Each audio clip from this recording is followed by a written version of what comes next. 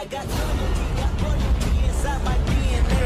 I got general peace, got war and peace inside my DNA. I got poison, pain, and joy inside my DNA.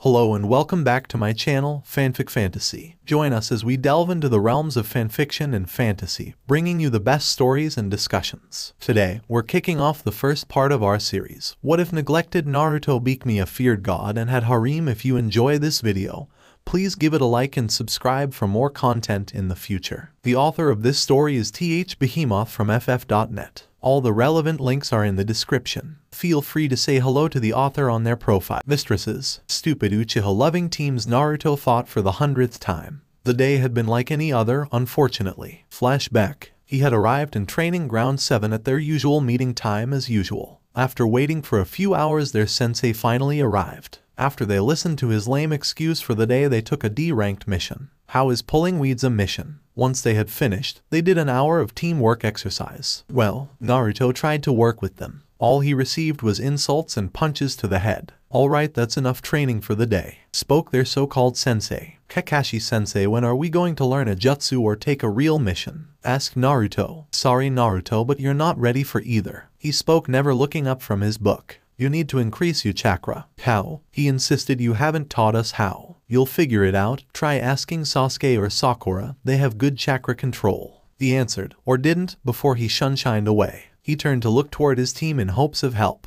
Unfortunately, they were preoccupied. Sasuke-kun, would you like to go on a date? Asked Sakura. No, he answered before walking away to brood more. I'll go on that date with you, Sakura-chan. Naruto tried. His response was a punch in the head. Why would I go on a date with you, Naruto baka? Turning back, she ran after the Uchiha. Wait, he called, stopping her. Do you think you could help me with my chakra control? Why should I help you? She asked. It wouldn't do a dobe like you any good. You were a failure in the academy and you'll be a failure as a ninja. With that, she walked off, leaving a hurt Naruto. Flashback end. As the memories continued to replay in his head, he came upon his destination. It was one of his favorite spots, a safe haven. It was one of the few he had away from the hateful villagers. It had a waterfall that flowed into a river that reached his knees. He would often fish here when he couldn't afford Ikaraku ramen. There was an empty field with a bit of wildlife. The field also held an array of plants and berries he liked ate. His favorite part was the large and deep cave behind the waterfall. The water came inside, making a little pool. The rest was a dry place to rest. He would often hide or camp here when he needed or wanted to. It was partly because of this place he hadn't starved. Why he had shelter when his home was wrecked by villagers. A home from home. He even had a small family here. Hey, I'm here, he called. As soon as the words left his mouth, he felt 4 light impacts to his chest. They didn't hurt, but it was enough to knock him over. As he tried to straighten himself out, he felt as they crawled around inside his jumpsuit. He quickly pulled them out and set them down. Not even a hello before you go looking for treats, he asked in mock hurt. When they lowered their heads in shame, he smirked. Reaching into his pocket, he pulled out a few pieces of dried fish. Once they laid eyes on it, they dove for it. He sighed happily as he watched them eat. Foxes. It was ironic that they were his closest family. After the Kyuubi attack, foxes were illegal in Konoha. Most people would just kill them out of spite. That made it hard for them to survive since the villagers hated them. Not him. He happily did his best to help take care of them since they were alike. Hated for something they had no control over. The oldest female was the mother. Her name was Iki for her constant autumn coat. The oldest male was the father. His name was Jin for the patch of silver on his head. It was more pronounced thanks to his black fur. The youngest son took after the father. His fur was black with a silver collar. That's how he got the name Eriko. The older sister was an enigma. She didn't take after either parent. Her fur was a constant snow white. He decided to call her Midori thanks to her grass-green eyes. He then undressed as he laid himself into the stream. Racing his feet into 2 rocks, he closed his eyes and relaxed. This way he wouldn't float off but stayed relaxed. He felt the foxes lay down beside him. He loved the flow of the water on his body, the feel of nature to his senses, the peace of seclusion. It was here that he could let his mask drop. It's right over here, girls, came an unfamiliar female call that was heading toward him. That's just not fair, he growled. He quickly grabbed his clothes and started putting them on. Once Naruto was dressed, he moved deeper into the cave with the foxes. It was one of the problems with being here. The place was practically boxed off. Once inside there was only exit. Unfortunately, one way was occupied by whoever they were. He didn't want to have a run-in with whoever they were. Something told him they were ninja. He was always good at telling who was a civilian or not. These were definitely not. He sat and waited. See, I told you, this entire place is great. And you're sure this place is away from perverted eyes? Positive. I'll even have the triplets scout the area while we're here. Relax, Nai-chan. If there are any perverts, we'll give them the beating of a lifetime. That doesn't stop them, and I think some are enjoying it. Okay, there are 4 women, most likely Kunoichi. Then there are the triplets, maybe pets. He decided to move further into the cave. He really didn't want to be seen. Unfortunately, our blonde ninja forgot his bright attire. Hey, who's there? Show yourself. What's wrong, Anko? Stay calm, maybe they didn't see me. I saw a hideously orange color. I think someone's in there. Darn it. Come on out. Hana think the triplets can drag them out. No need, he called. He took a deep breath and allowed his mask to reform as he motioned for the foxes to hide. Then slowly and cautiously he made his way out. As he stepped out, he saw who caught him. Who are you, Gaki? Asked the one closest. Naruto Uzumaki, future Hokage. Spoke on instinct, and you are. I'm the Sessi and single Anko Mitarashi, the first spoke snake mistress of Konoha. I'm Yugao Yuzuki Kenjutsu mistress of Konoha, came the second. I'm Kurenai Yuhai. The now named Anko seemed to urge her for more. Genjutsu mistress of Konoha, she continued with a sigh. Hana and Yuzuka started the last, the second hound princess of Konoha. Yugao was a woman with purple, violet hair that came to her waist and chocolate brown eyes. She seemed to be wearing reddish purple lipstick. She was wearing standard ANBU clothing. Something about her seems familiar. Kurenai had long, black wavy, shoulder-length hair. She seemed to be wearing an outfit that looked to be made of bandages. Her hand and upper thighs were wrapped in the same material. Her eyes were what stood out the most to Naruto. They were an odd but truly beautiful shade of red. She seems familiar as well. Anko had light brown, pupil-less eyes. Her hair was black with a tint of violet, styled in a short, wild ponytail. She was wearing a tan trench coat and a mesh bodysuit under it. Over it was a dark orange mini skirt. Never seen her before. Hana had long brown and a ponytail with 2 locks hanging in front of her face. Her eyes were an average black. She had a light shade of pink-red lipstick and Yuzuka markings. She was wearing a beige medic uniform. Those markings mean that she's related to Kiba. Their headbands prove what he feared. They were all Kunoichi. What are you doing here? Are you spying on us? Asked Yugao. He didn't answer. How about we play with him? Offered Anko. We won't go all out. Just teach him a lesson for what he's done. Anko, he's just a genin, stated Yugao. If he doesn't learn his lesson now, he could grow to be worse than Jiraiya, stated Kurenai. None of them could deny that. Besides, he'll just heal. The truth was she didn't care about that. She just wanted the boy to suffer for what he did. Tell your friends to come out as well, ordered Hana. What friends? I'm here alone. He lied. My companions here say they smell others, stated Hana. Bring them put or they'll be dragged out. Naruto stood defiantly. Just do it, Hana called. Anko, the Gaki is too stubborn to listen. With just a gesture, one of the triplets were making their way toward the cave entrance. Not wanting his friends hurt, Naruto stood in front of the approaching canine. He glared at the dog with such intensity that it actually started to whimper. After a few more seconds, he ran back behind Hana and his siblings. Anko, seeing the distraction, decided to have a little fun. She threw a kunai. Thanks to all of his years of living through the hate of Konoha, Naruto gained an extra sense. It was one that warned him of danger. It was warning him now. Ducking his head, he avoided the kunai. As he stood right, he felt slender but powerful arms wrap around his neck, holding his head still. Struggle as he might, he couldn't get free. Hold him tight, Anko, he heard one of the women shout. The triplets will drag whoever's in there out. Wait, he begged. He didn't want his only friends to be hurt because of him. Don't hurt them. Them? Asked Kurenai. Go got them, boys, ordered Hana. As the triplets closed in on the entrance, Anko decided to have a little more fun. Whoever is in there is in for a world of pain. Leaning toward his ear, she whispered, right ...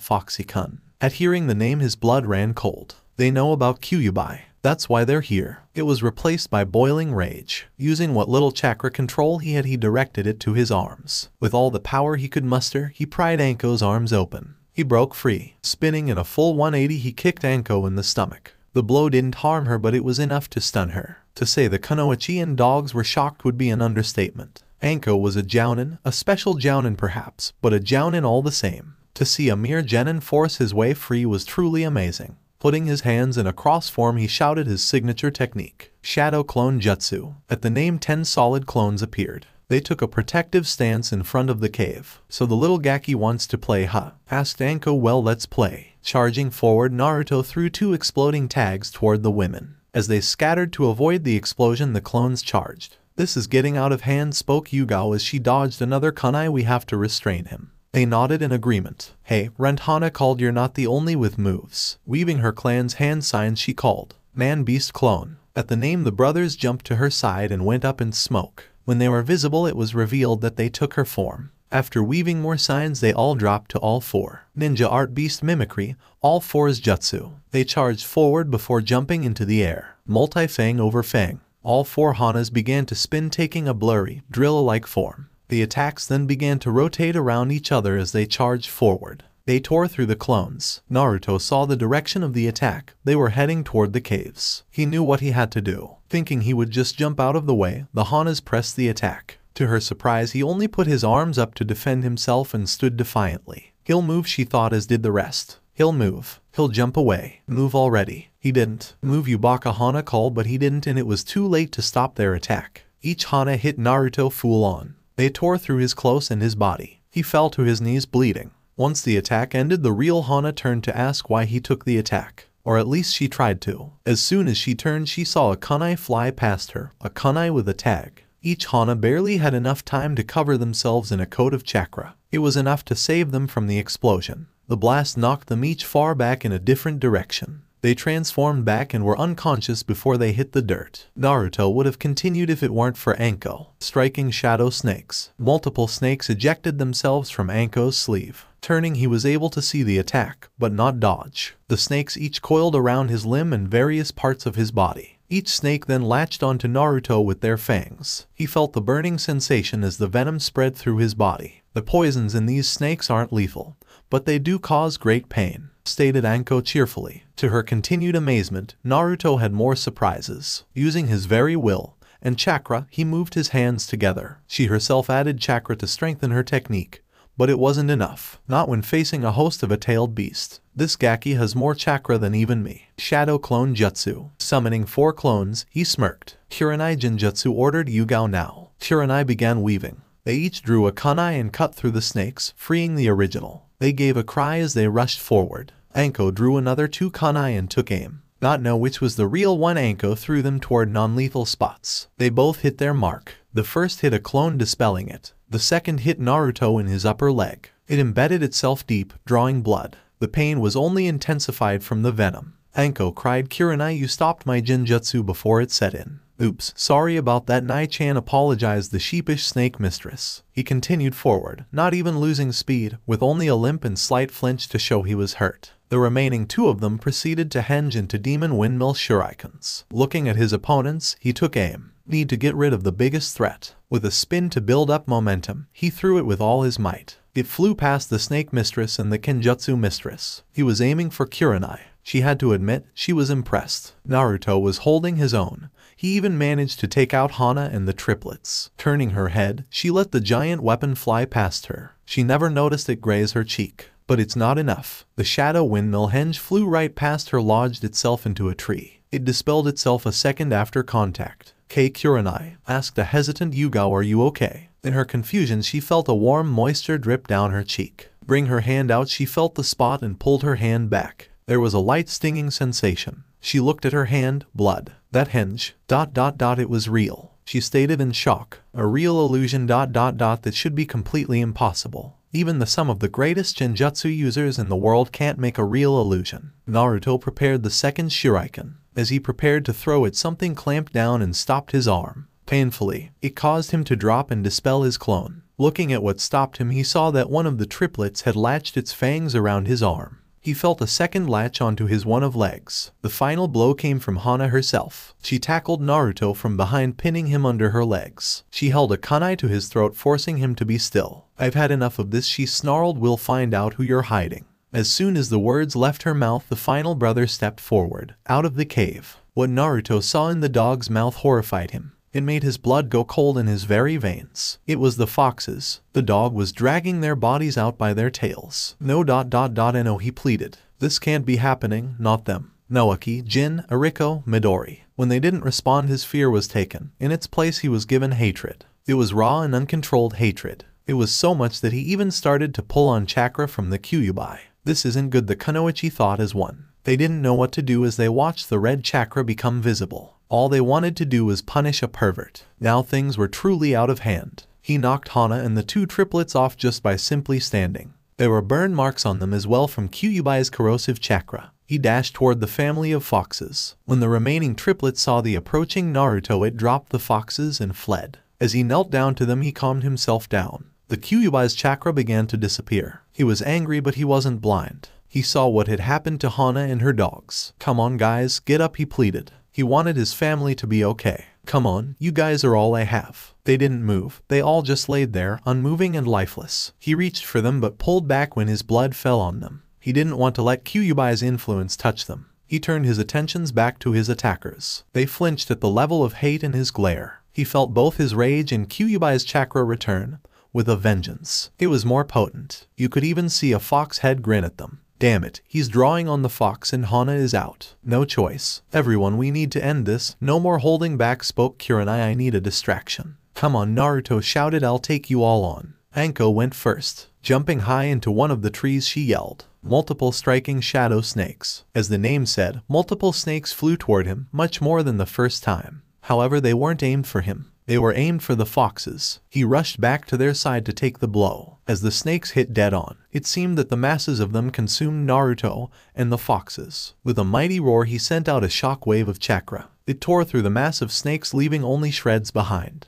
He stood under their falling parts, not losing an ounce of hate. Not even uttering a command or forming signs, a clone popped into existence. As soon as it formed, it became another windmill shuriken. Giving a mighty heave, he threw it toward Kurenai. She made to dodge it but didn't count on its angle. To her surprise, it turned as she did, cleaving her in half. "Kurenai," cried Yugao in disbelief before schooling herself, "Your Anbu, so control yourself." "Yugao," cried Hana, "they could use some help now." Running forward, the Kenjutsu mistress performed her namesake. As she came in range, she raised the weapon high in the air. She intended to knock him unconscious with her sheath. As she came into striking distance, Naruto made his move. Stretch his arm out, he grabbed her arm. Adding pressure to her wrist, he forced her to lower her sword, but she didn't drop it. But it was enough. Grabbing the sheath, he yanked it free. Holding the blade's sheath, he took a stance. He then started hacking away at her, or would have. Thanks to years of practice, she was ready. She was able to dodge or block every single strike. His stance and form are great, she thought, for an amateur. He must have a great teacher. If only she knew. Unfortunately, it was because of that experience that she did what she did. Out of pure instinct, she dropped back and lashed at him. She cut him across the eye, causing a short grunt, probably ruining it permanently. But it didn't stop him. He was too angry to feel any pain. Not that he would have anyway. He stopped suddenly. Something was holding him in place. Looking at his restraints, he saw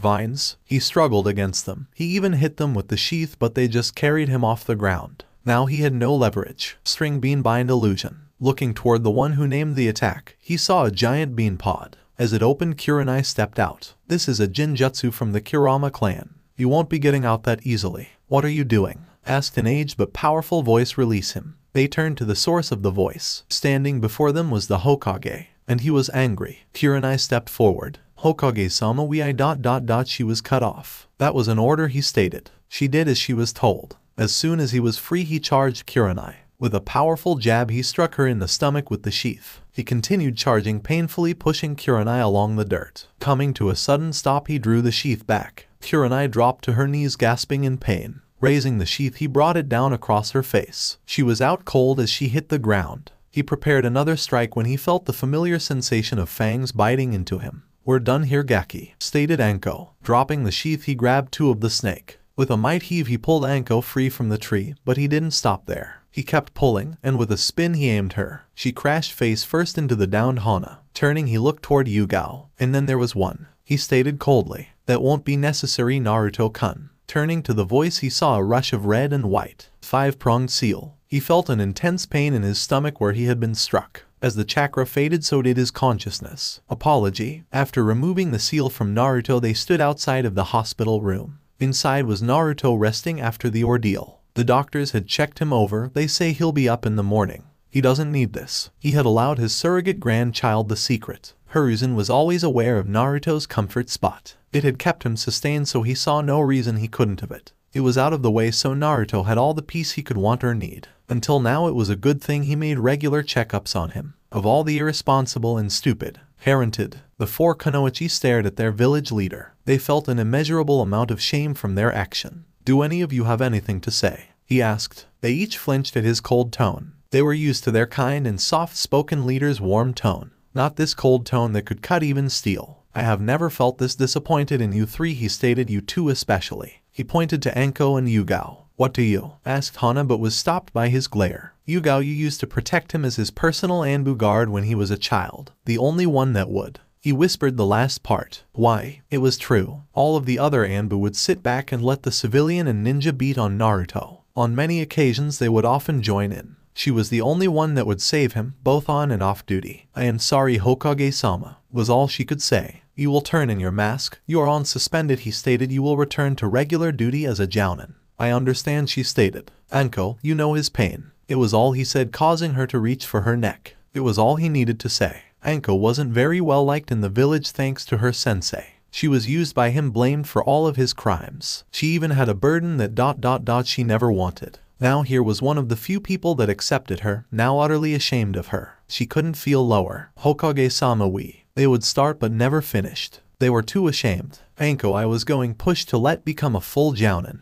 But for now you will remain a special jounin," he stated. "Hana, you will be put on leave from the vet and your mother informed. Kurenai, you and your genin team will be receiving the most humiliating D-ranked missions for half pay." "How long, Hokage-sama?" asked Hana. The Hokage Hiruzen Saruto by side. He leaned back as disappointment replaced the anger. The years became visible on the powerful leader. "Until Naruto forgives all four of you," he answered, "not a moment sooner." "Understood, Hokage-sama," they stated in unison. "Be in my office first thing in the morning." With nothing left to say, he left via Shunshin. They all walked home to wait for him to regain consciousness. They needed to find a good way to apologize. They planned and worked the remainder of the day away. The next day Hiruzen made his way toward the hospital only to find Naruto asleep. He waited but not long. When he awoke he only asked, "Am I in heaven or hell?" "Neither, you're alive," Hiruzen answered. "How do you feel?"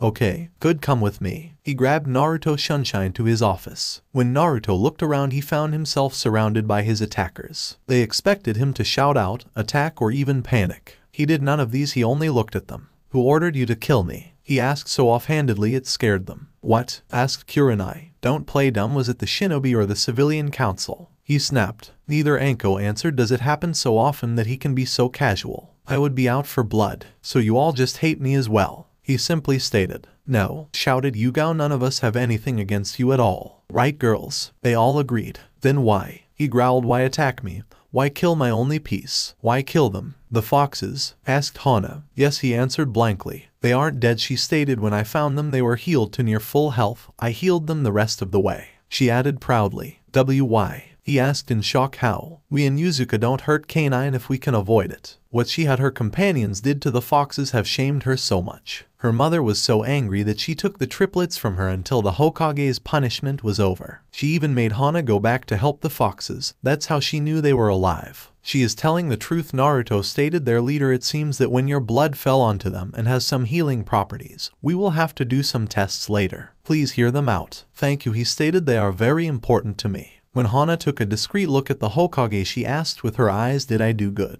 The glare he gave was all the answer of a hell no. "We don't hate you, Naruto, not for the your problem," stated Kurenai, hoping to avoid mentioning the Kyuubi. "That's why we're here, to apologize for what we did. Furball has brought me a lot of hate. I'm used to it," he stated. "I do want to know why though." "We thought you were a pervert," stated Anko. "We have a history of being violent with perverts." "It's true," thought Hiruzen. "Some of those poor souls never made it home. However, the ones that did never peaked again. Except Jiraiya, not even Tsunade could stop him." "That's a relief, and I agree wholeheartedly with your actions," stated Naruto cheerfully, shocking the Kunoichi. "Hey old man, can I go now?" The Kunoichi were shocked at the complete emotion change, even more so that he had forgiven them. "Are you saying you forgive us?" asked Yugao. "Yep, just like that. He forgave us just like that. He's so different from what the reports say," thought Kurenai before realization hit. He's wearing a mask. She looked toward her friend Anko. "Just like Anko, Wait, I have something for you. Reaching into this desk drawer, he pulled out a few sheets of paper. This is the deed to 3 acres of land, so you are now the sole owner of that area. He held up a second sheet. This is a copy just in case. Can you guess the center of those 3 acres? The happiness in Naruto was indescribable. He was being given the land that had been like a home to him and more, so much more. There was only one way he could properly thank his leader. Thank you, Hokage-sama, spoke Naruto through a deep bow. To say that Sarutobi was shocked was an understatement. Naruto, as in Naruto Uzumaki, had been respectful. He quickly recomposed himself before sadly asking, this isn't going to happen often, is it? No way, old man, shouted Naruto, just on special occasions. It was good to dream, mused the leader, but I'll get him to give me proper respect one of these days. The aged leader swore. Well, I'll see you later. Opening a window, the blonde boy jumped out. His shouts of happiness could still be heard from inside. The leader turned back toward the kunoichi. Well, he asked, get out there and apologize, he ordered. But she was stopped by his glare. Not good enough. His tone ran them right out of the window behind Naruto. I meant through the door, he whispered to himself. Reaching into his desk, he pulled out his crystal ball. He would make sure that they properly did as he ordered. If it happens to get me out of doing paperwork, then it's that much better. Naruto couldn't be happier. Even the glares from the villagers couldn't bring him down. He finally had something that was his and couldn't be taken by the villagers. He saw his teammates come into view. Even their sensei was there. I must be late. He decided to hide the deed to his sanctuary. Better safe than sorry, he thought as he placed it in his pouch. Hello, Kakashi-sensei, Sakura-chan, team. He greeted. Baka, you're late, she screeched as she punched Naruto in the head. And don't talk about Sasuke-kun like that. That is starting to get annoying, he thought. Why are you late, Dobe asked the Uchiha. Because of you I couldn't get a mission. You also missed team practice, spoke their sensei, never looking from his book. It's not good for a shinobi to be late, Naruto. Now that is the pot calling the kettle black. Answer me, Dobe ordered the Uchiha. If you must know, team. Baka, punch. I was in the hospital. Well, since you missed the mission and training, the day is over. Probably tripped and fell on your own kunai, he spoke before walking off, missing Naruto's smirk. I got into a fight with a few jounin, he retorted, much to Sasuke's ire. There is no way a dead last like you could fight anyone, he snapped. Yeah, Naruto, Baka screeched the howler monkey. Only Sasuke-kun can fight a jounin, so stop lying. Actually, a calm voice and tone. He worked us over pretty good, even if we were holding ourselves back. Was the Uchiha's reply. Why are you 4 here, asked Kakashi, putting his book away. He'd read in front of 1 or even 2 of them, but not all 4. We want the boy, stated Kurenai with a bit of an edge after seeing the book. More training, spoke the Uchiha, stepping forward. Perfect. Not you, we want Naruto-kun, stated Hana. Why are they calling him kun? Why would you want that, Baka? Screeched Sakura. Sasuke-kun is so much better in every way. But he's mine. I'll shut her up before I go, death begged Hana. Her enhanced hearing were driving her crazy. Let's go, Naruto-kun called Yugao. I demand to know what you want with that Dobe instead of me. An Uchiha, an elite, ordered an arrogant Uchiha. He froze when he felt a cold steel of a kunai against his neck. You think you can give us demands, eh? Asked Anko as she cut his cheek and licked his blood before spitting it out. Oh, that is the foulest blood I've ever tasted. Hey, you get away from my Sasuke-kun, screeched Sakura, and his blood is not foul, it's amazing. I wonder what yours is like, she spoke, freezing Sakura. Let's find out, she said, taking a threatening step forward. What? She looked around to see her sensei wouldn't help and Sasuke frozen. Only the Baka smirking inwardly. She put on her most pitiful face. You wouldn't let them hurt me, would you, Naruto-kun? He only stared at her. Save me already, you Baka. Tell these husses to get lost. Please leave Sasuke and Sakura alone. Kakashi finally spoke. I need my best students in full health, he said, ignoring Naruto's feelings. Fine, sighed a mock depressed Anko, but I'll get her blood, she vowed to herself. Yugao grabbed onto Naruto and the 4 kunoichi shunshined away. They arrived inside an empty training area. Well, what was that? Can you teach me? He asked. The kunoichi stared at him. Even through his mask they could see he wanted to learn. A kid will always be a kid.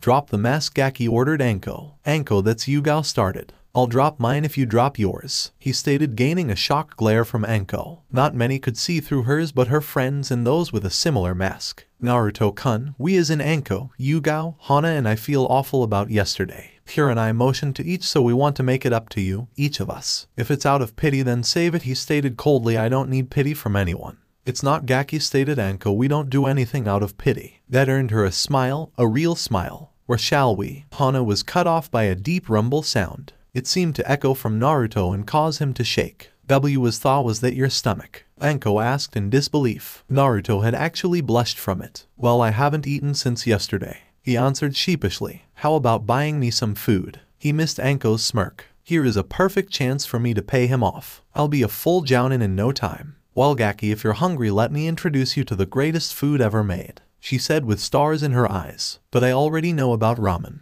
Ramen. I'm talking about dango. Her mouth watered. The food of the gods. Ramen is the broth of truth and the noodles of hope. You poor misguided soul, she said with a shake of his head. Reaching into her trench coat, she pulled out a hissing snake. Allow me to convert you with pain. The three remained kunoichi watched in amusement as they went back and forth. They were a bit upset at the fact that Anko took the first chance of forgiveness, but the show mostly made up for it. They decided to stop things before they escalated to another brawl. Anko put the snake away. Naruto, no clones, ordered Yugao. How about we eat the ramen, offered Kurenai, receiving a betrayed glare from Anko. We eat dango so often, we need a change. She then gained a mischievous smile. You did say you were paying. To Ikaraku, shouted Naruto, dragging the 4 kunoichi. 18 bowls of ramen later, Anko was crying over her wallet. He's still going, she mentally shouted. Where is he putting it all? It also didn't help that she was paying for her friends as well. Yep, another bowl. Nichan, he froze when he saw the look in her eyes. The crazy snake lady is paying.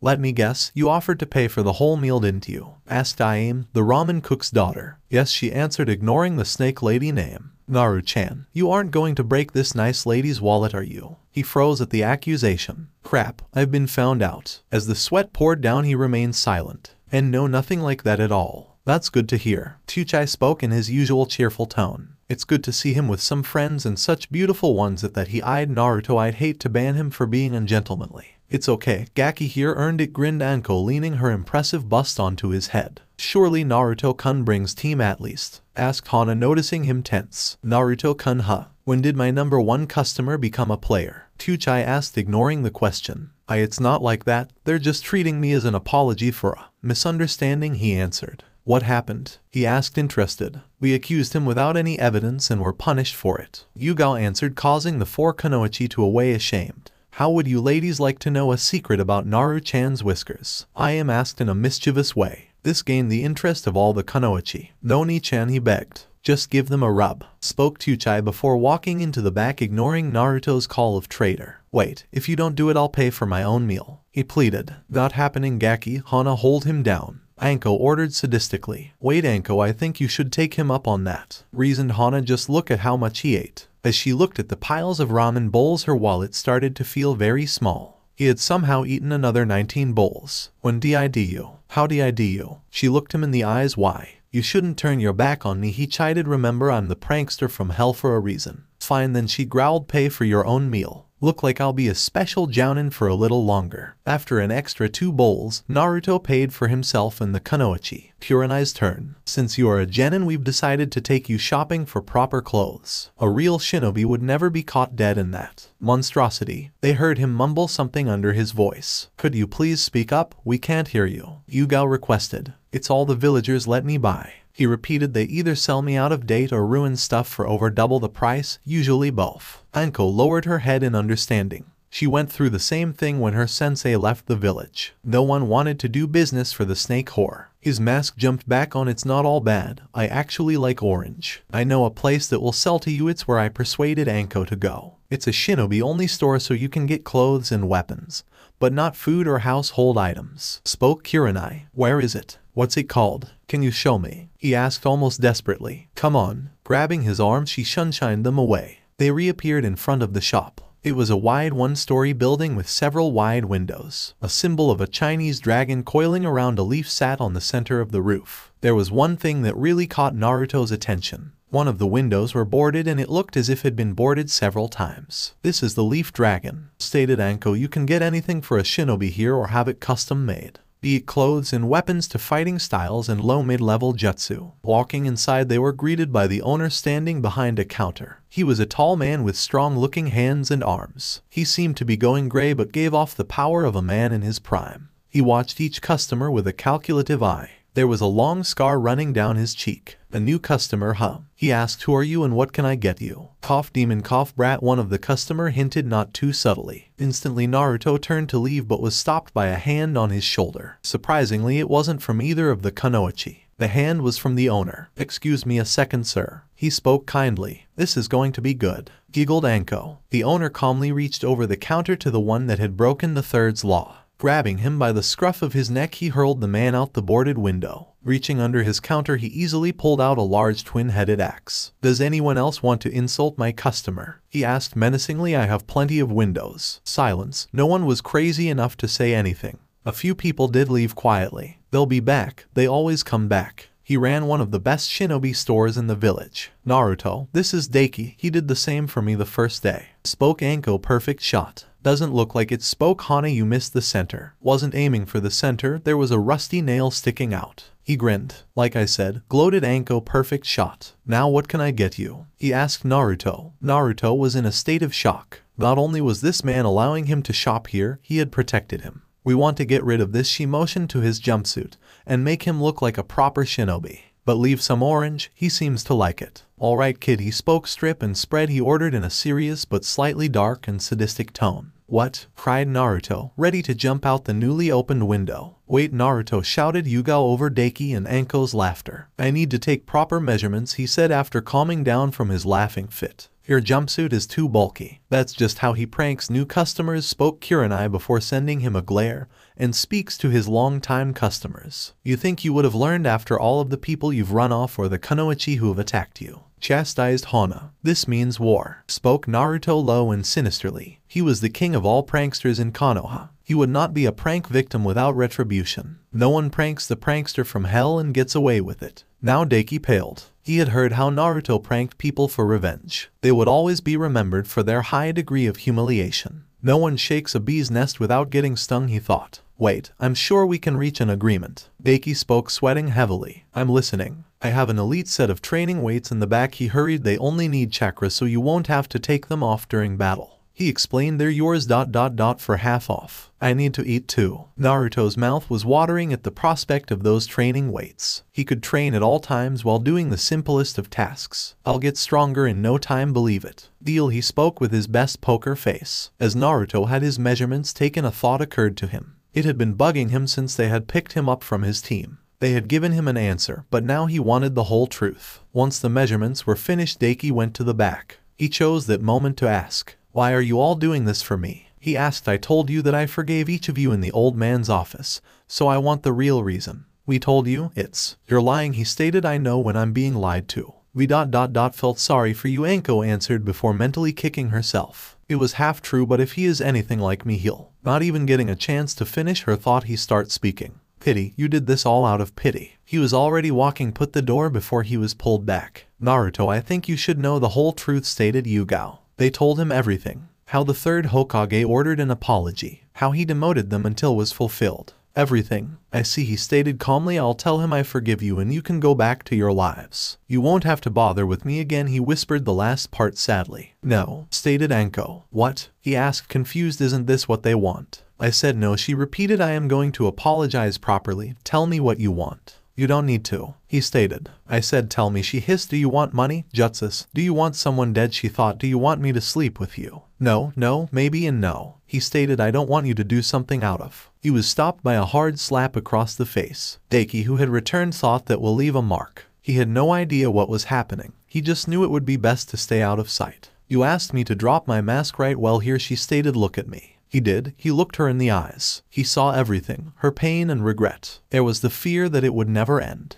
It was all being held on a small line of hope. "Your eyes are just like mine," he stated. "Yes," she admitted, "just not as intense as yours. Not far behind." "Naruto, I ask you again, what do you want?" He knew what he wanted. It's something he had been denied since the academy. "Do you all feel this way?" he asked, receiving a yes from them. "Train me in your arts, so that I can be powerful." "That's all, Gaki?" she asked. "We can get plenty of jutsu scrolls for you." "No, I want you all to train me, not buy me off." "Can you do that?" he asked. "Do this for me and we're even. If not, I'll still tell the old man I forgive you." "There aren't many ninjutsu or taijutsu we can teach you," spoke Yugao. "I know," he said. "I want to be trained by you in all of your arts." The kunoichi looked at each other. There was someone who wanted to learn their skills from them. He was even offering them a way out if they decided not to. "What about your sensei?" asked Yugao. "He must have taught you something." "My sensei hasn't taught me anything. All he does is go on and on about teamwork and needing better chakra control, which he hasn't taught me, then focuses on the Uchiha. They frowned at the obvious favoritism. He hadn't even seemed to care that they were taking Naruto. They shared a smile. He had shown great potential in their scuffle. We've warned you that we couldn't teach you a lot of flashy jutsu. Hana warned if we do this you have to give us full commitment. The minute you start slacking we stop and are even. Deal, he answered, but I have one request. Depends. We keep this secret from everyone on my team. Deal. They gave Naruto an encouraging smile. It was quickly replaced by a look of true sadistic pleasure. Well then Naruto, welcome to hell. Training. That concludes today's training and puts another mission under your belt, spoke Kakashi. You've all improved, but Naruto you need to. I know, increase my chakra control. Naruto cut off with a drawl before smirking. I've got the feeling it'll be getting much better soon. Baka screeched. The pink harpy, show sensei more respect. She rolled up her sleeve as if to look intimidating.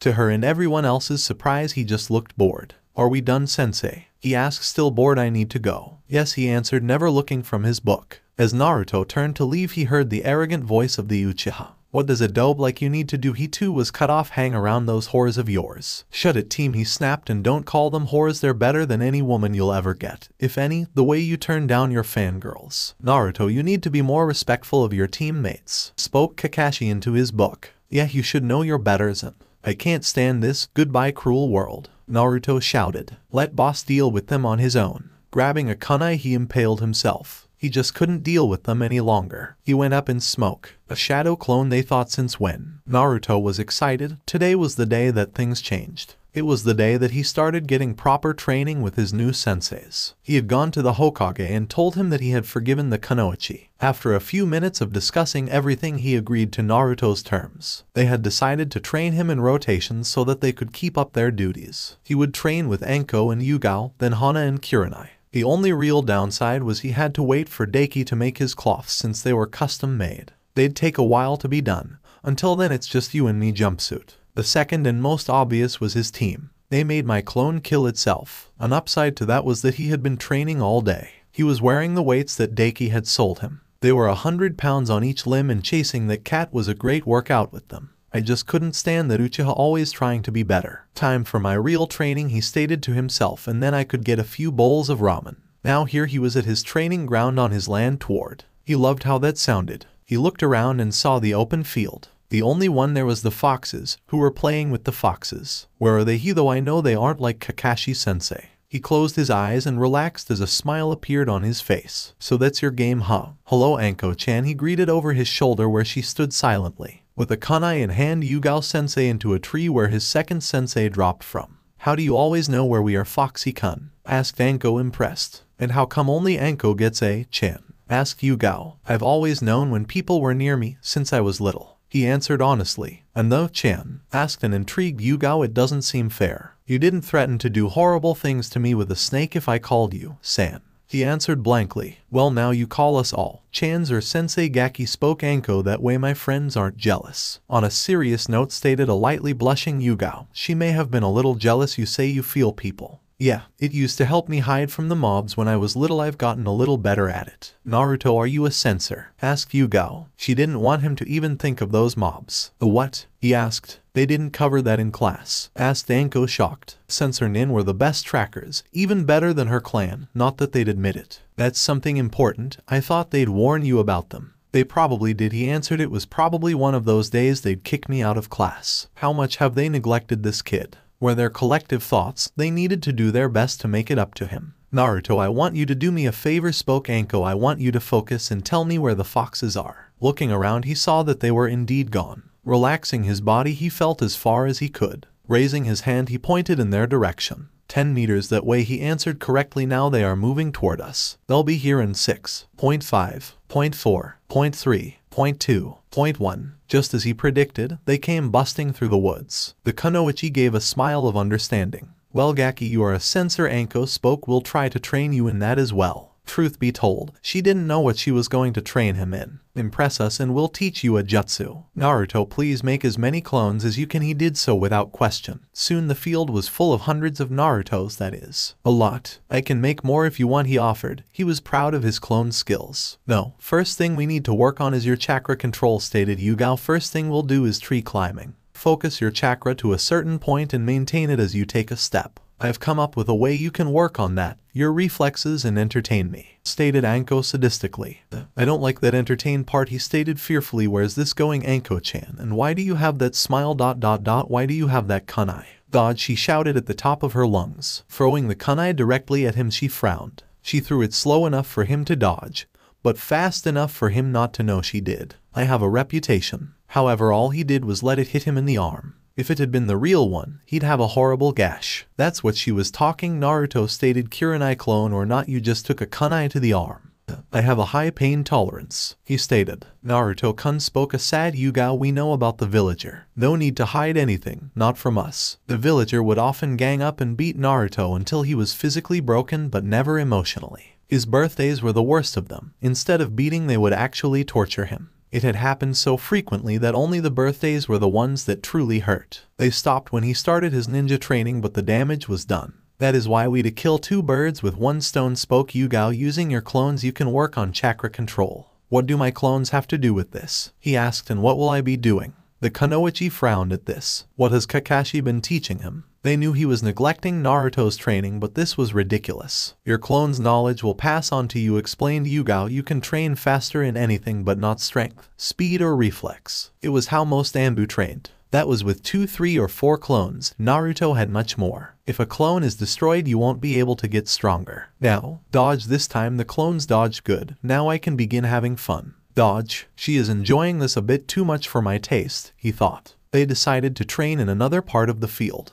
It was difficult for Naruto to focus with Anko trying to kill him, especially since she liked to aim for what made him a man. Every single time, it was a sad day to be a clone. They will do that while we work on a few beginner kenjutsu katas, spoke Yugao. Naruto, focus. I'm going to teach you the first katas to this style, she ordered. Pick up that katana and hold it like so. She held a ready stance but saw he was strained. Are you okay? She wanted him to get used to the type of weapon he'd be using and the dangers of self-harm from it. Unfortunately for Naruto, she wouldn't let him have a real one until he needed it. Can I take off these weights? He asked. The strain is getting to me. He has been wearing them all day, she contemplated. No, she said after a minute of thinking. It's best you keep them on to build more speed and force in your blows, she reasoned. She had been expecting him to protest or even groan. She was proud to see him only set himself for practice. What determination. Okay, sensei, he answered. You can drop the weight a bit if it gets to be too much, she offered. If you master these series, I'll teach you a kenjutsu technique. With the promise of a jutsu, he was given new energy. She trained Naruto in a series of katas. He even made a few clone to watch himself to see his errors. There was a lot, but Yugao proudly stated that most came from his exhaustion mixed with weights. As the sun began to set, Naruto ended his chakra control and kenjutsu practice. Even though he hadn't mastered the series of katas, he made progress. He did, however, master the tree walking. You did good, just need to dispel the clones. Anko spoke. Hey clones, she called. As they turned to the source of the voice, they blushed. They were greeted with the sight of Anko's bare chest. It took them a full 3 seconds to register it as they flew back in a massive nosebleed before dispelling. Unfortunately, the strain of hundreds of clones dispelling at once was too much. It caused him to pass out on the spot. He did, however, have a goofy smile and trail of blood flowing down his nose. Anko, that was too much, scolded Yugao. Are you trying to turn him into a pervert? Hey, with that much stamina I wouldn't mind, she answered truthfully, gaining a blush from her fellow Kunoichi. Well, let's get him home, stated Yugao. He'll love the surprise he'll find when he wakes up. Well, maybe my gift, Anko. When Naruto awoke, he found he was in his apartment. He had an extra hour until team meeting began, then an extra 2 before Kakashi arrived. Deciding to get out of bed, he found slight difficulty. I must have trained harder than I thought. As he grabbed for the ramen in his cabinet, he felt something off. Where is all of my ramen? He found a note and 2 scrolls. Dear Gaki, stop eating ramen. It's why you're so short. Here's some dango sealed in the first scroll. Just add chakra. You had better eat and love it. Also, don't even try that ramen stand. I paid them off not to sell to you for the week. Please. You earned the second. PPS I doubled your weights. TPPS dodge. As soon as he read that last line, he tossed the scroll. No sooner than he did, a kunai flew out of it. It lodged itself into his wall, sealing a kunai. I think she's trying to kill me. Wait, she doubled my weights. Reaching inside of the second scroll, he unraveled it. It was a jutsu and a small book. Sensor Nin and its mechanics. We found you a book on sensors at Daki's shop. Shunshin, high-speed movement, allows ninja to move short distance at near instantaneous speed. Enjoy. Forgetting all about his hunger, he headed toward his training ground. He wanted to impress his real senseis. "Baka, why are you late?" cried a harpy, and what's with that smile? He wouldn't let them ruin his day. He would do his best to get through the day as fast as possible. "I'm not late, Sakura. I beat Kakashi-sensei," he answered. Both were in shock. Not only had he said something logical, he hadn't called her Sakura-chan like normally would. Deciding not to get involved with them, he chose to sit away from them. "I have an hour until he arrives. It's a good time to work on being a censor." After 20 minutes of reading, he closed his eyes and allowed himself to relax. He skipped through straight to the how-to. As he focused, everything seemed to become more vivid than with his eyes open. He could feel every from his teammates to the insect crawling near him. He tried to extend it. The further away he went, the less vivid it became. "It seems my range isn't far, but it's focused." After messing around with his abilities, he decided to read more and eat some of the dango Anko packed for him. "She'd make me suffer if it went to waste." As the smell of fresh dango spread across the field, he felt his hunger kick in.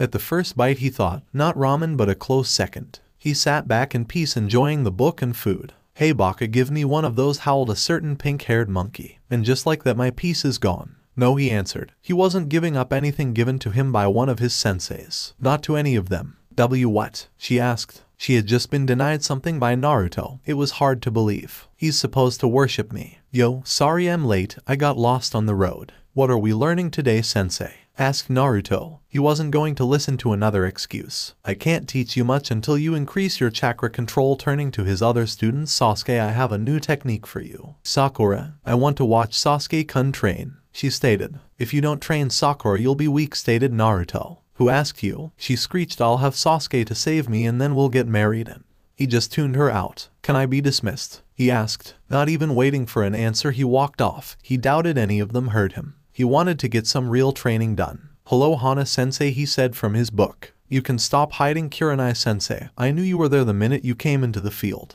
Anko and Yugao warned us about that," stated Kurenai, coming into view from her genjutsu. "They never said it was so." Creepy, continued Hana as she walked into the field. "If you want, I can stop it," he offered. "No need," Kurenai stated. "Now tell me, what genjutsu you know?" Henji answered. "And that's it," he finished. "Sensei, can a person use genjutsu without hand seal?" "Yes, but you still need a medium, like your eyes or sound, and better control than yours is." Kurenai looked for the kindest way to phrase it. "Could you teach me?" he asked to spare her. "At least she cares enough to spare my feelings. I can only do a few myself, but maybe later." They then began the lesson. As it turned out, Hana had decided to teach Naruto's clones how to make storage seals. Kurenai did her best to teach Naruto some genjutsu. Naruto was in a bad mood. It had been 2 weeks and he couldn't learn his sensei's simplest genjutsu. His kenjutsu was going well. He didn't blame her, far from it. Kurenai had spent hours trying to teach him and find the reason why he was having trouble. She had even given him low-level scrolls to practice. He blamed himself and the reason he couldn't learn. The fox, since one needed balanced chakra to do genjutsu, he couldn't learn. His and the fox's chakra were always fighting. The only reason he could do henge was because control wasn't needed. His thoughts were focused on that so long he never noticed himself falling asleep. Mindscape. "So, my jailer finally decides to show up," stated a deep gruff voice. "What do you want?" "I want answers," he shouted, shocking the giant fox. "Why are you ruining my control?" There was no fear in his question. There was plenty of anger in it, but no fear. That only enraged the fox. Rearing back, the fox let out a roar. It was enough to shake a village and knock people over. Naruto just stood and glared. "Come closer," the fox ordered. Seeing no reason to fear the fox, he did so without hesitation. That enraged the fox as well. With the speed of, well, a demon, the fox stabbed the giant claws at Naruto. They never made it to him thanks to the bars stopping them, just inches from his face. Naruto hadn't so much as flinched at them. "Damn you, boy!" came another roar. "Fear me. I am the very stuff nightmares are made of." "Why should I?" the blonde asked. "Just give me control of myself." "And why should I?" enraged Call. "You've always preached about hard work, so go with that. Why must you ruin everything in my life?" His screamed. "Well, no, this fox," he spat. "I don't fear you and I want control so I can continue my training." "Ah yes, your training," he commented in a tone Naruto didn't like. "How very fox-like of you." "What do you mean by that?" Naruto asked. He was hating where this was going. "Come now, genjutsu is fox domain," he stated. "A sword for claws and you're already a trickster." "Those are so I can get stronger," he stated, "and they're happy to train me." "How would you like even more help?" the demon asked. "Help in both of training and more." "What are you getting at, fox?" Naruto wasn't as dumb as he let on. He wouldn't be tricked so easily. Just a deal between a host and his burden. Kyuubi commented it could be beneficial for the both of us. I'm listening, he stated. The deal is simple. I give you the means to take your skills to a whole new level, the fox offered for a price. How would you do that? His answer was simple. A bloodline. Seeing that he had the boy's attention, the fox continued and give you a few needed modifications. What do you want? It was worth listening to. 3 things, the fox stated. The first, since you won't give me my freedom, I want access to your senses. The second, I want you to spread fear in my name. He roared before smiling cruelly. And finally, a little piece of your mind becoming mine. What? I could agree to the senses, but why would I spread fear in your name? He asked. If it would give the villagers even more reason to hate me. It's not like they could hate you more than they do, the fox stated, and I doubt they'll even try to like you. Why do you want fear? It had been bugging him for a while. That goes back before I was even the Kyuubi. He spoke in a memory, days back when I was just an average, larger than normal, but average fox. If you weren't born a demon, how did you become one? He interrupted. The fear. From the very beginning it was the fear that gave me my power. The bloody kitsune they called me. My reign of terror was legendary. Dozens of villagers would fall to my claws at a time until I was slain. It was then I became something worse, the stuff nightmares are made of. I became a demon. Since I was so feared, the fear brought me back as a demon and the fun really began. Then why do you need me? He asked. Can't you keep escaping death? Because of your 4th Hokage. The beast roared. After I was sealed, people thought I was dead and they lost fear. He continued. Being dead isn't a problem, but being forgotten, now that's a bitch. I can't come back if nobody fears me. I can't come back if nobody's afraid. That's why you need me. The blonde stated. Without fear you're nothing. Yes, I need you. That had to hurt. You've got the body, I've got the brain. Why do you mean some of my mind? Do you honestly believe you can be cruel enough? It seemed to be an honest question. Do you think you could get the amount of fear I need? The bloodline, what would it do? He asked, ignoring the question. The bloodline is called the Fox Glare. It has 2 abilities. The first, you can learn and use any genjutsu you know. The second is trapping a person inside a genjutsu domain controlled by you just by eye contact. Explain the demon. Through it you can either hold or break, a long-lasting side effect. What is the drawback? He wasn't stupid. There was always a risk. You need to see the opponent or the genjutsu will run wild. Kyuubi stated. If you use genjutsu, anyone around will be affected, the same such as pain by fire or drowning unless you're focused. The fox wasn't finished. Anyone better at genjutsu or smarter or have a stronger will can defeat you at your own game.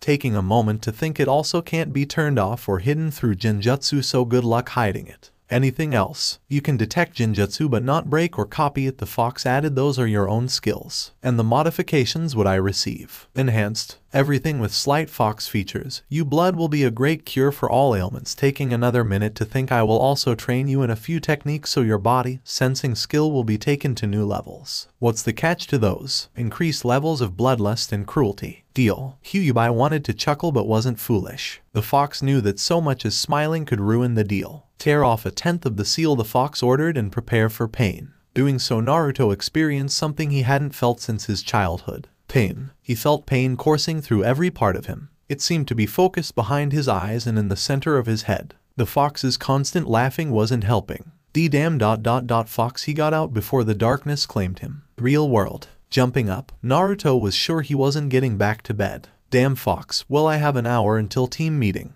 Getting out of bed, Naruto noticed that he felt as light as a feather. Guess I'll be increasing my weights again. He also noticed that he was at least a foot higher off the ground than usual. The changes. Walking toward his mirror, he eyed his reflection. His once sun-kissed blonde hair now carried traces of red highlights. His teeth were now razor-sharp, fang-like. His blue eyes were the same, but his pupil were now had slits. He couldn't help but give himself a few once-overs. I'll need some new. Deki told me he would be finished today. He tried dressing in his now too small clothes. When that didn't work, he decided to henge into his regular self. Since mine is real, they'll never notice. Reassured, he dressed and left. Leaf Dragon. Hey Naruto, greeted Deki. Usually I wasn't expecting you until much later in the day. What are you doing here? Asked Naruto. Don't you have any employees to cover the night shift? Nope, I do everything, and using soldier pills I can keep going. He explained. Deki ... How many of those pills have you had? He asked.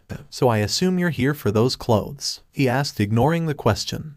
Yes, Naruto answered worriedly. Smiling sheepishly, Deki grabbed one of his clothes. They were the standard black Anbu pants, a new pair of black, steel-toed combat boots, a crimson-red trench coat similar to Anko's with black flames licking the bottom and end of sleeves. In the center of the coat was a kanji. The kanji said kitsune, which stood for fox. The cloths even came with great features. Add chakra and they'll grow to any size, dry themselves and even keep the wearer warm. Great for extra chakra control. Daiki only blinked and the cloths were on the blonde. Naruto liked the clothes so much he brought several sets. Usually this would be out of his price range, but Daiki worked him a deal. If he purchased all of his ninja items from the Leaf Dragon, then everything was half off. Naruto, why do you have a henjon? Daiki asked, losing all humor. Deciding the gig was up, he dropped the disguise. The cloths instantly grew with him just as they were created.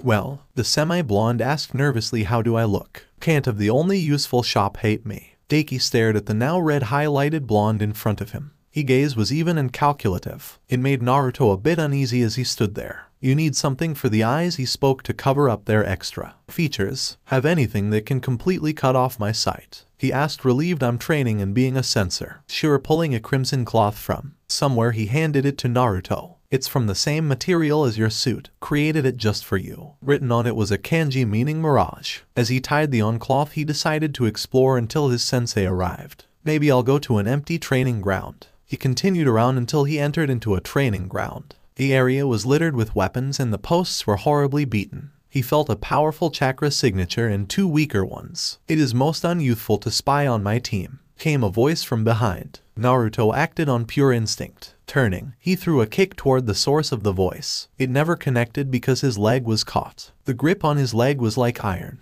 That too is most unyouthful. The source of the voice was a kid wearing green spandex with orange leg warmers. He had an awful bowl cut and ... Good lord. Are those his eyebrows? They looked like caterpillars. How did you get behind me? Naruto asked, with how come I couldn't sense your chakra? He felt out for it. I still can't feel it. He was even tempted to take the cloth off his eyes to see if he was there. Even if it were civilian level, I should feel it. Lee, what is going on? Asked an older looking version of the now dubbed Lee. Have you brought another to the ways of youth? Not yet, Guy SENSEI, he yelled, but if I cannot convert as many as you to the ways of youth, then I shall do 500 laps around the village backwards on my hands. Lee, my student, the older version yelled, your flames of youth glow brighter every day. Guy sense, Lee, Guy sense, Lee, Guy SENSEI. Naruto didn't know what he was seeing. He didn't want to know. The two lookalikes were starting to hug, with his leg still in the middle. As they did, a horrible sunset began to form behind them. Why can't I dispel that thing? He didn't know how, but he had to get free. He saw only one option. Drawing a kunai, he prepared to saw through his own leg. Lee, Guy sensei, came a feminine cry. You're about to make another person sever their limbs for freedom. They finally released his leg. Turning to his savior, he began to thank her. He never got the chance as he was stopped by a cold, arrogant voice. Who are you? He asked. Naruto Uzumaki, and you? I am Neji Hyuga. He gives off the same vibes as the Uchiha. This is my teammate 1010. Thank you 1010 for saving me, he spoke, but they seem to be finishing, so I need to run. Wait, she called. This is a private area. What were you doing here? I just wanted a spot to train. He answered. Did someone say train? He noticed the 2x seem motioning for him to say no. Yes, then let us train, the lookalike shouted. As one I shall make you into a youthful shinobi and continue in my conquest for world youth. ... What have I gotten myself into? The blonde asked himself. Youth, my friend, spoke Lee quietly. Youth. Training for Naruto was hell. He wasn't able to keep up with Lee's speed, but he matched him in stamina. The others were very surprised to see it happen, especially when they found he wore weights. 1010 was able to help Naruto train with his kenjutsu. She kept an array of weapons, so he was always kept on guard. He bonded pretty well with all but the Hyuga. Naruto couldn't stand his arrogance. Putting on a henge and his blindfold, he headed toward his team meeting.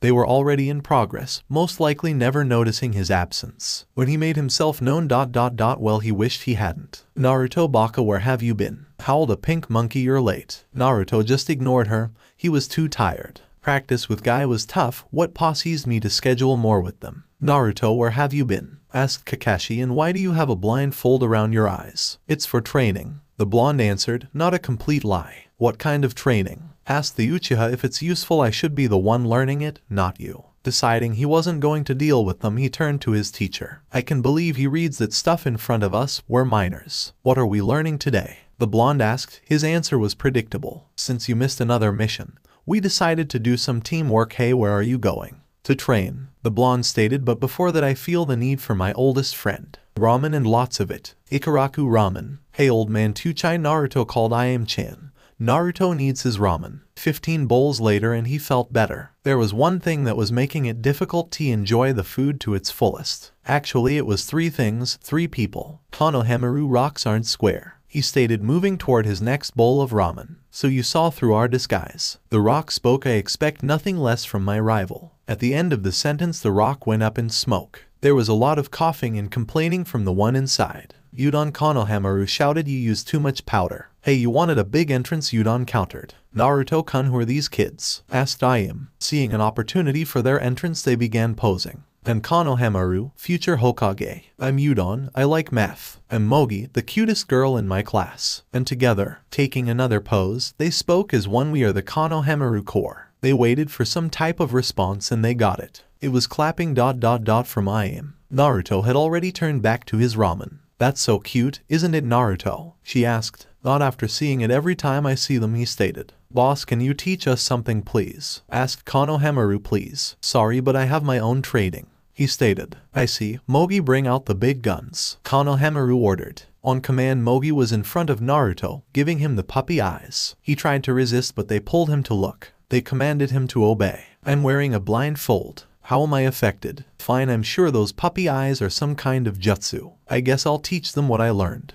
What will we learn? They asked. Is one a jutsu, a secret skill? How to dodge, he stated. What? Udon asked. Drawing a kunai, he leaked out killer intent. He let a bloodthirsty aura fill the area. It was a small amount, but to fresh academy students it was jounin level. Dodge. The chase had begun. After running the kids back to class, much to their annoyance, he headed for his land. I think I'll surprise them with a page from Konohamaru, a flashy entrance. As he arrived, he decided to use his new abilities. Dropping the jutsu, he let his real appearance out. The kunoichi sat in patience, minus Anko, as they waited for Naruto to appear. They had all appeared today for various reasons we won't go into. It didn't usually take this long since he was punctual. Out of nowhere, a reddish blonde-headed guy appeared in the forest. He stood there as the kunoichi took guard. This is a private area, stated Hana. I know, he stated. Please leave, ordered Kurenai. No. The kunoichi were now ready to fight. They each took a position around the intruder, waiting for him to act.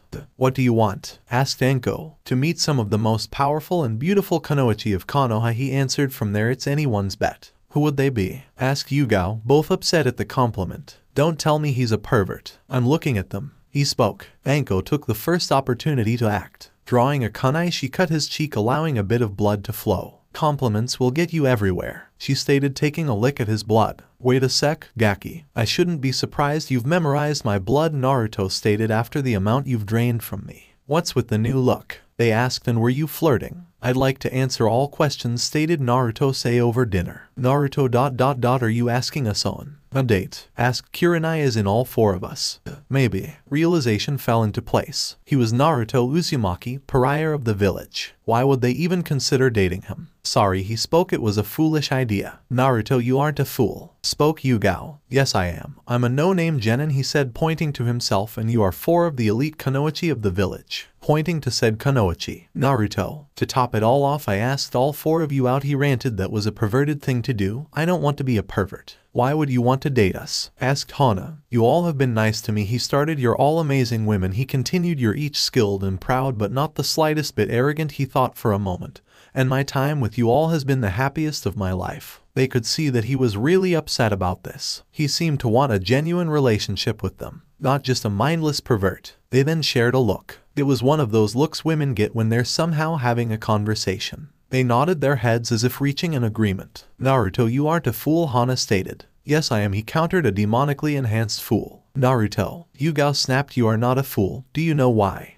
No, because my mother told me never to kiss a fool, she shouted. Grabbing Naruto by the back of his head, she pulled him forward. Their lips locked and Naruto felt absolute bliss. The world seemed to pause as he enjoyed the kiss. All too soon it came to an end. We each expect a reinforced clone to pick us up tomorrow by 8 to show us a wonderful night, stated Kurenai. Remember, Gaki, we each have different tastes on what we believe is a perfect date, warned Anko. Dress casually, he spoke. Until then, my Himes, gaining a blush from said Himes. The date. Naruto was nervous. He was going on the first date of his life, and it was with 4 women. Most men in his position would be boasting. He, however, wasn't most men.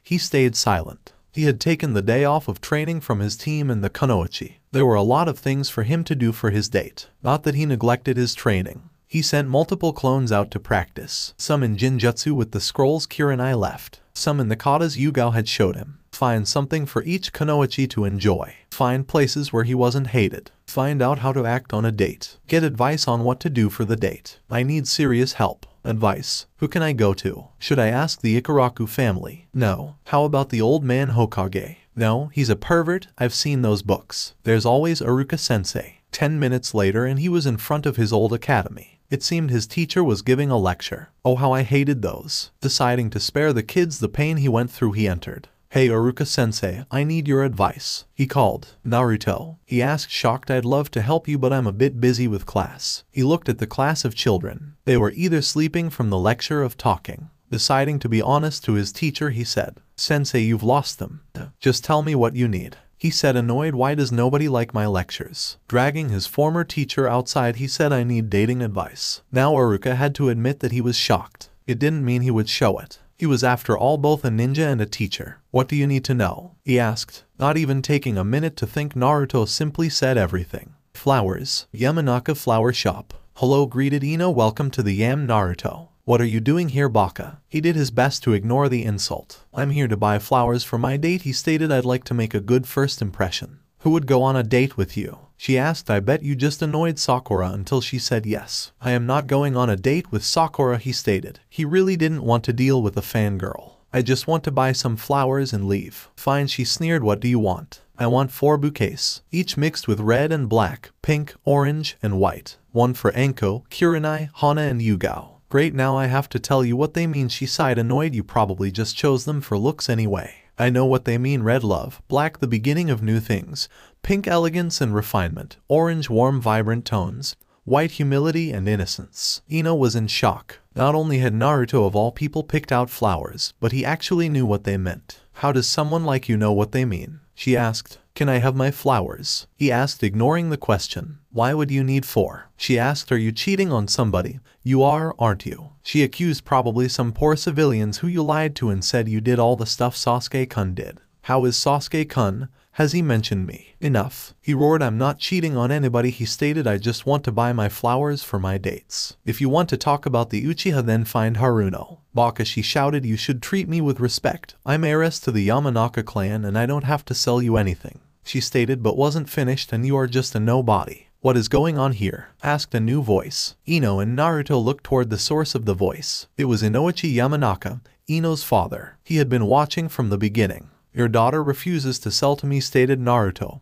He knew Inoichi had been watching and she constantly insults me. But he's a nobody, she stated, trying to defend himself. And what are we Yamanakas without the Nara and a Kamichi clan? He asked. I apologize for my daughter. The flowers are free. Not wanting to wait a second longer, Naruto grabbed his flowers and left. He had 4 different dates to prepare for. Remember everything Iruka-sensei told you and you'll do fine. Who does that Baka think he is? Ino getting me in trouble with daddy. I'm going to make him pay. Okay Naruto, you can do this, he repeatedly chanted in his head. I just have to show them a good time. Stealing his resolve, he knocked on the door and Anko. Hello Hebi-hime, he greeted, getting a blush from Anko. I brought flowers. Hello Foxy-kun, greeted Anko as she took the flowers. Well, come in and we can get down to business. Down to business? He asked. What do you mean? Well, what do you think men and women do? She asked with a perverted leer. Naruto's face put a tomato to shame. Anko-chan, I don't think I'm old enough for that. There is a motto many shinobi live by. She spoke in old enough to kill, then you're old enough to drink and have sex. We're not well enough into a relationship for that. He tried. Anko saw that he honestly wasn't in this for the sec. He wants to just have a relationship. I guess I'll throw him a bone. Fine, she spoke, but if we're going anywhere I want you to drop the henge. He did so happily. It made him feel accepted. What will we be doing? She was honestly curious. There's a place my former sensei recommended, he answered. It's supposed to be non-biased for us as well, he said, referring to her problem as well as his. Do they have dango? If they didn't, there would be trouble. And red bean soup, he added. Well, what are we waiting for? She grabbed him and literally started dragging him on. Which way is it? Grabbing her arm, he shunshined them to the location he was given. When they arrived, it looked like a bar mixed with a diner. It seemed to be a decent place on the outside. However, there were very few people around. Fire in the hole, came a shout from inside. No sooner had that been said, a man ran out through the entrance. What the? He never finished. The whole building started to light up. before coming down in a fiery explosion. "Hey, what are you doing here?" asked another voice. "This area is closed for demolition." Looking around, Naruto became aware of the signs. "Well," Gaki teased Anko, "what do you have planned?" He took a minute to think but came up empty-handed. "I've got nothing," he admitted. "I do," spoke Anko giddily, a little too giddily for Naruto. Grabbing her date, she took him a few blocks from their location. When they arrived, they were surrounded by unfriendly-looking people. They didn't seem to pay much attention to them, but the few that did just glared and looked away. "Anko," he asked, "where are we?" "This is a place I go to celebrate after a mission," she spoke. As they walked inside a shady-looking pub, Naruto knew he was in for a wild night. Anko was greeted by several people as they made their way toward the bar. They took a seat and waited for the bartender to notice them. "Hey Anko," the bartender greeted, "what can I get you?" "Two of the usual," she ordered, "but make his a small." She pointed toward Naruto. He was tempted to say he would take the same as her until he saw what it was. It was a drink, that much was obvious. Anko quickly snatched hers and started downing it. A second later it was half gone. Taking a pause, she let out a large belch. Naruto eyed his. It looked to be mostly foam. Taking a single, but large, sip, he tasted it. It didn't stay long before he swallowed it all. "It doesn't taste half bad." He quickly downed the rest. "We got ourselves a natural," laughed the bartender as he handed out a refill. 5 minutes later they were having a drinking contest. Anko was impressed. Naruto was able to hold his liquor. "I should take him out more." Another 10 minutes later they lost count. Naruto wasn't drunk, but the same couldn't be said for Anko. Hey Naru-chan," cooed Anko, "how about we go back to my place and become much closer?" "Sorry Anko, but you're drunk," he said. "I'm going to have to take you home." "Oh, but I want my Foxy-kun," she whined. Truthfully, she wasn't completely drunk. She just wanted to know what he would do. "Please, when you're sober," he reasoned. Unfortunately for Naruto, Anko knew a sobering jutsu. After fumbling through a series of hand signs, she was back to normal. "There, I'm sober," she stated. "Let's go." "Wait, you tricked me," he accused, gaining a laugh from Anko and the bartender. "Hey, if you don't want her, we'll happily take her off your hands," came a new gruff voice. Turning to the source, Naruto and Anko were greeted by an awful sight. There were 3 men, all dressed like thugs. They had made a small circle around Naruto and Anko. They constantly gave Anko lusty looks and Naruto glares. "Sorry pal, but she's my date for the evening,"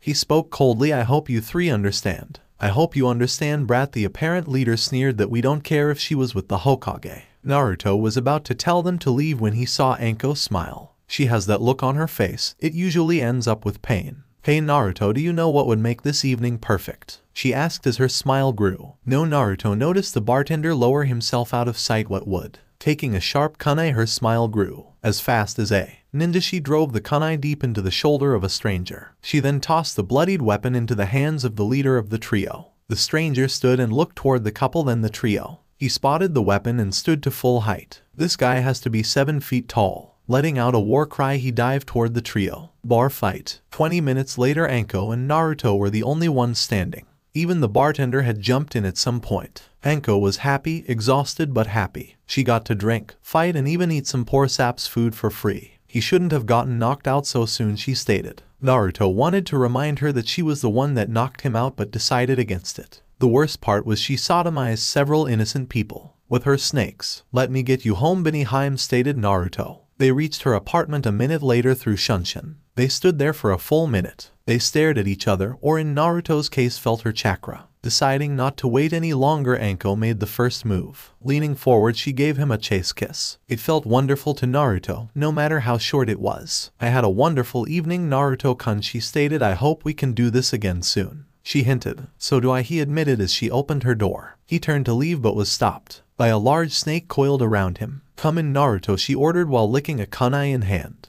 How can I say no?" He nervously laughed. Hana. At Hana's home, he was greeted by Hana's mother. "Hello, you must be the pups dated," Naruto spoke Hana's mother. "Hana will be down soon." "Hello, Ms. Tsum-san," he greeted. "No need for formalities, Naruto-kun," spoke Hana descending the stairs. "My mother hates them as much as you." "Hello, Inuheim," he greeted, gaining a blush, handing her the flowers. "I have these for you. Do you know what they mean, pup?" Tsum asked, looking at the colors, gaining a nod from Naruto. "Have a good time, pup." Tsum, before taking a teasing tone, "Have her back before 10 and don't let me know if you're in the house." "Mother." Tsum wasn't finished. "Don't forget, I want grand pups." Grabbing Naruto by the hand, she dragged him out. Once they arrived at the destination, Naruto dropped his disguise. They were in an open field on top of the Hokage monument. In the field was a blanket and picnic basket. Inside, Hana could smell a lot of delicious items. It was making her appetite grow. Let's see, started Hana outside with a beautiful view, delicious food. You did your homework on Inuzuka women, Naruto-kun. I tried my best, he said. Tsukuni offered.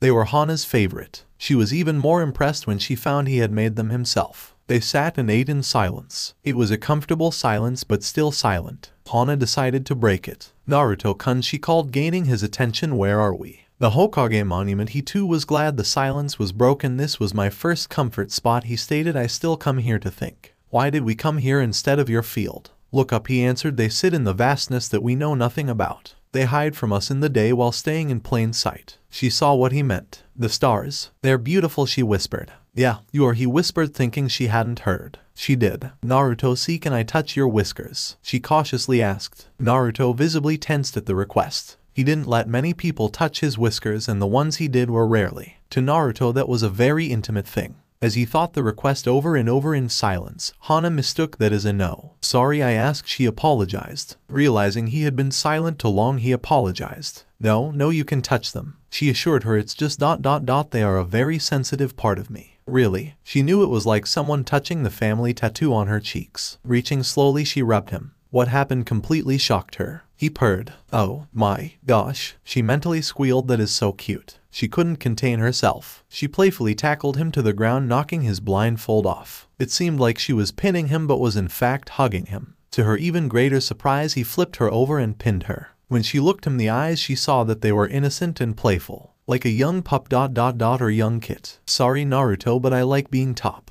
They repeated the process over several times. It wasn't long before they were running and chasing each other on all fours. They looked like a fox and a dog playing. It felt great for Hana. She felt like a child again, not a soldier. She wished it could last forever. But all great things must come to an end. I hope you enjoyed yourself in Yuheim, spoke Naruto as they approached her home. I did, Naruto-kun, she said. I felt like a pup again, she admitted, blushing. She then stared at Naruto. How would you like to come in? It was Naruto's turn to blush. He quickly recomposed himself. He leaned in to kiss her and turned to leave. He didn't get far. In front of him were the triplets, growling fiercely at him. They seemed to have surrounded him. The center triplet stepped forward and pointed his paw toward Hana. I think I'll take you up on that offer, Hana-chan, he stated, but could you call off the triplets? Yugao. Hello, Uzuheim, he greeted as he handed her the flowers. Hello, Naruto-kun, she returned. They are beautiful. So where are we going? Well, I know how you're tired after Anbu and rarely relax, he spoke, and she admitted it was all true. So I've planned for a smooth and calm evening for you. Naruto held to his word. He had taken her to see the latest Princess Gale movie. It was a few days after airing, so it was relatively empty. They watched in peace. Yugao was impressed when Naruto made no attempts to feel her up. He simply let her watch in peace. Once the movie had finished, they had taken a stroll through an abandoned park. I've got to admit, Naruto-kun, she started, this simple evening has been amazing.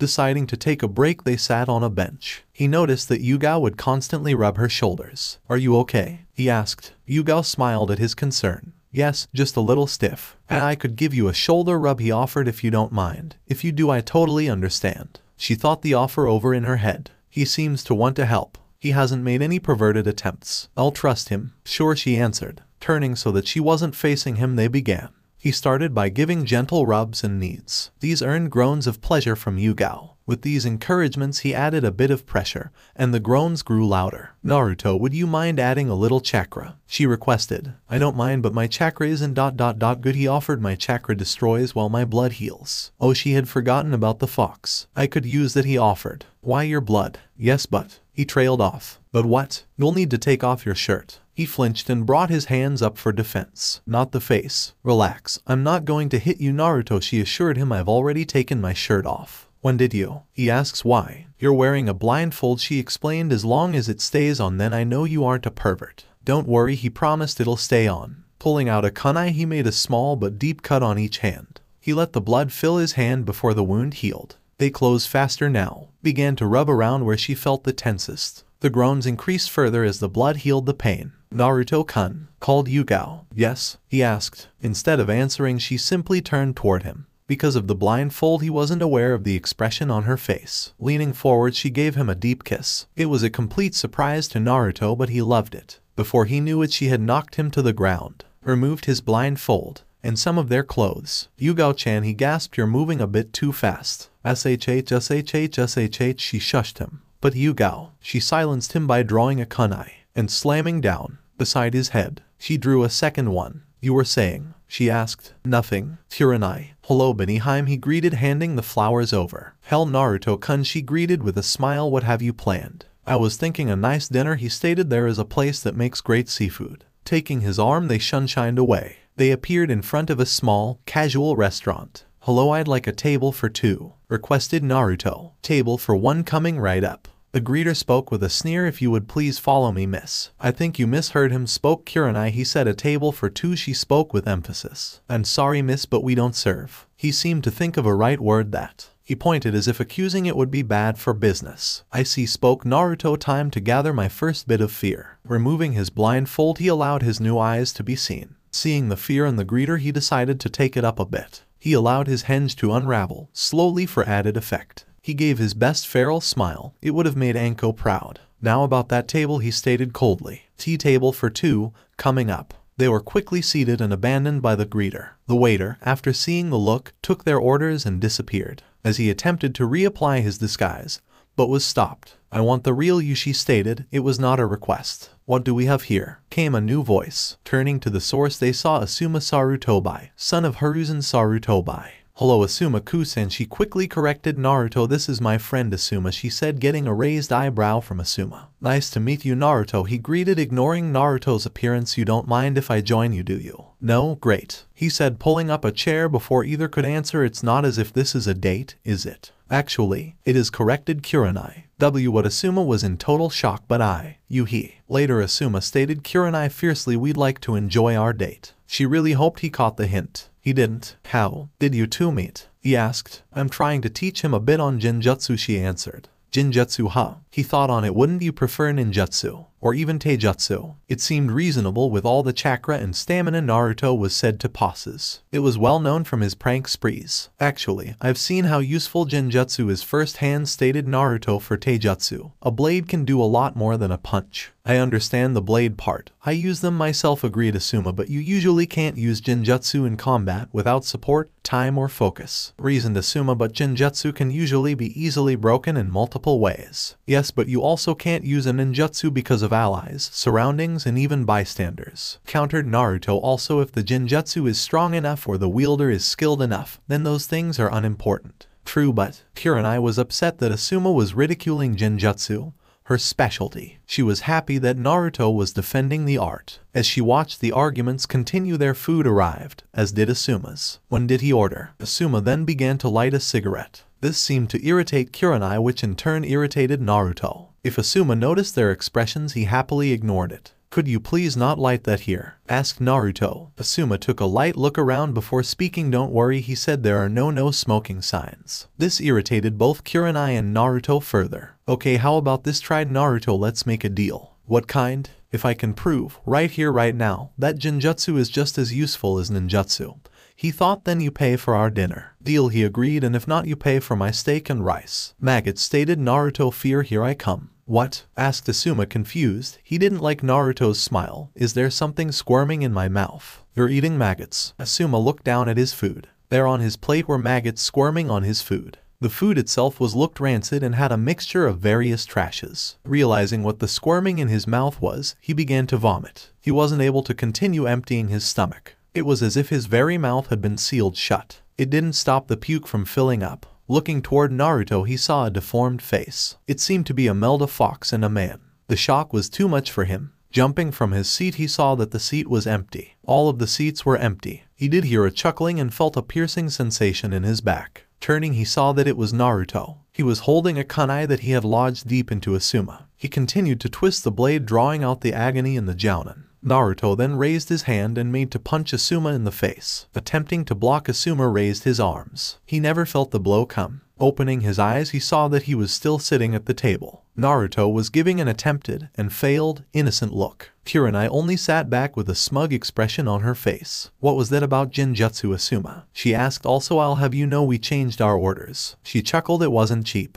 How did he do that? He asked. I never even saw him weave any hand signs. He looked at them before her words sunk in. When did you two order and eat? I was out for only a few seconds. There weren't any hand signs, Naruto admitted, and with Jinjutsu time becomes irrelevant. That kind of Jinjutsu takes years of experience, Asuma shouted. Or just a great teacher, countered Naruto. Kurenai blushed at the compliment. I had a student that was very eager to learn. Their eyes met and they shared a blush. Kurenai felt like a girl on her first date. Naruto was a boy on his first date. A deal is a deal, Asuma admitted before reaching around his pockets. Oh dear, it seems I've forgotten my wallet. He spoke, trying to be sly. Well, that's too bad for you, spoke Naruto with a smile, because we've already left. With that, both Kurenai and Naruto faded out of reality. Sir, I was told to give you the bill for your companions, spoke the waiter. Looking at the bill, Asuma felt his heart stop.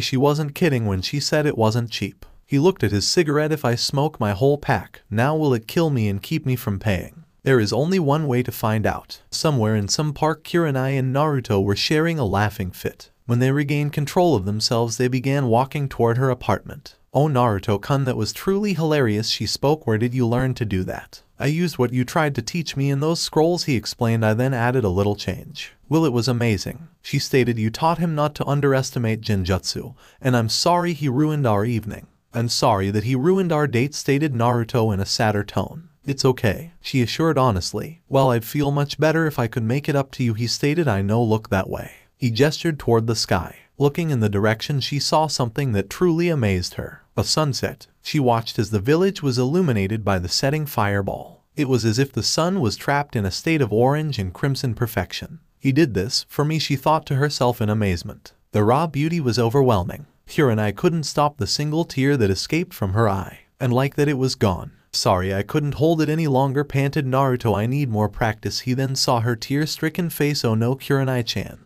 What's wrong? She looked at him and smiled. He really cares, she thought. Nothing is wrong, Naruto-kun, she assured him. I didn't mean to make you cry. He was cut off by a finger to the lip. Kurenai then leaned in and gave him a chaste kiss. She then deepened it as their tongues fought for supremacy. And like the Jinjutsu, it came to an end all too quickly. Naruto-kun, she asked, would you like to come in for some coffee? Now Naruto wasn't the smartest, but even he knew what she meant. There would be no coffee if he entered. I'm not a coffee per. He stopped at the scene in front of him. Kurenai was staring blankly at him, as if dead. Her hair seemed to be moving on its own. The shadows seemed to crawl around her. This all made her crimson eyes all the more vivid. Naruto-kun, she stated coldly, I'm sure you will love some of my coffee. See, coffee sounds great, he spoke. Next day, Anko, warning Naruto-kun, greeted Anko as she watched Naruto awake only seconds after her. How are you this morning? I'm fine, Heim, and you? He asked. Good, but she trailed off. But what? Naruto asked. There is something I want to try, she explained, and so far no man has wanted to even give it a try.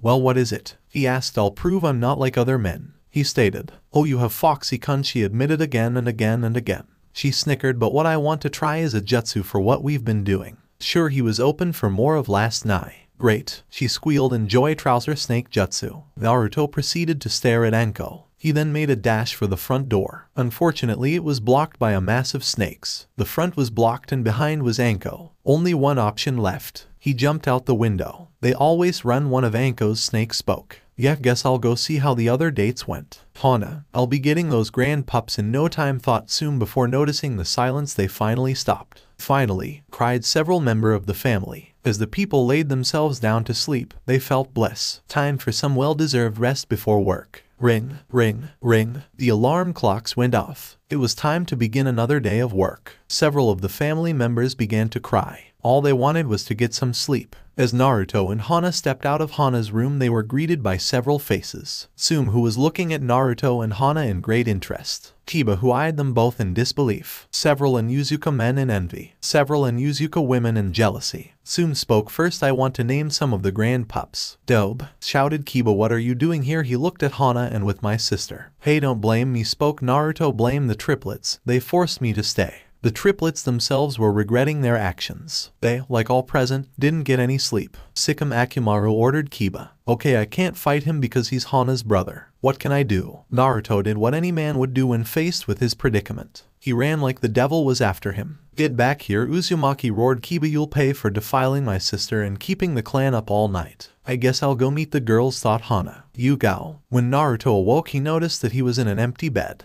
When did we leave the park? There was, however, a note and a scroll. Dear Naruto-kun, Have Anbu meeting then meeting with the girls. Feel free to raid fridge then practice katas in scroll. Yugao. TS from Anko. No. Dodge. Kurenai awoke to an empty bed. She looked around the room and saw that his cloths were gone as well. She felt a great pain in her heart. No, he's just like the rest. The tears of the betrayal she felt just fell. Kurenai-chan, you awake? Asked Naruto from nowhere. I made breakfast. He noticed her teary face. Is everything okay? Yes, Naruto-kun, she answered quickly, but I can't eat. I have to meet the girls. I can't believe I doubted him. Girls. They headed to their usual meeting spot. When they arrived, they noticed that each of them had a certain glow. It was one they themselves were familiar with and were experiencing. They each pointed a finger at another and shouted, you slept with Naruto-kun. They accused of each other. They eyed each other before breaking. Those hands spoke Yugao. That body spoke Kurenai. That size spoke Anko. That stamina spoke Hana. That tongue they spoke as one. They then sat around each other as they each recounted their dates with Naruto. Each kunoichi began going into their more graphic night activities, which happened to go early into the morning.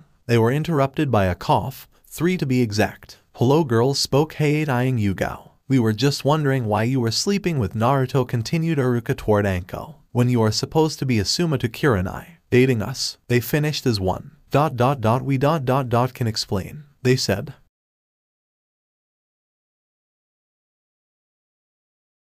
Thank you for joining us on this incredible journey through what if neglected Naruto became an immortal god and had harem. I hope you found it as intriguing and thought-provoking as we did. A big shout out to THBehemoth for crafting such a compelling story. Don't forget to check out their profile on ff.net for more amazing works. The link is in the description below. If you liked this video, please give it a thumbs up, share it with your friends, and don't forget to subscribe to Fanfic Fantasy for more fascinating explorations into the world of fanfiction and fantasy. Your support helps us create more content like this, and we're always excited to hear your thoughts and suggestions in the comments section. See you